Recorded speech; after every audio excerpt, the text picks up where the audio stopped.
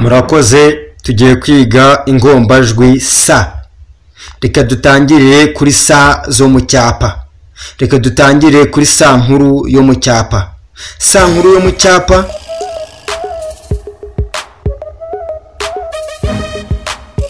nuko nguko yandikwa.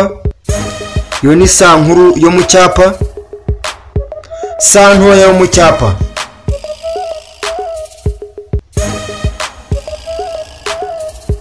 nuko nguko yandikwa. Yo ni sa ntoya yo mu cyapa. Reka tujye kuri sa zo mu mukono. Sa nkuru yo mu mukono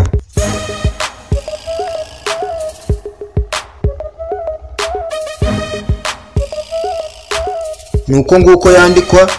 Yo ni sa nkuru yo mu mukono. Reka tujye kuri sa ntoya yo mu mukono. Sa ntoya yo mu mukono nuko nguko yandikwa. Yo ni sa ntoya mu mukono. Mu by'ukuri urabona yuko zino sa zitandukanye.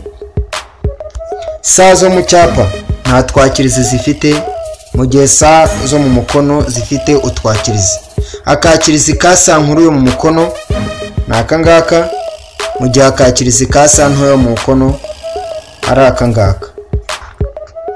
Ikindi ni uko sa zo mu cyapa ntabwo ziba ziberamye, mu gihe sa zo mu mukono ziba ziberamyemo gatoya.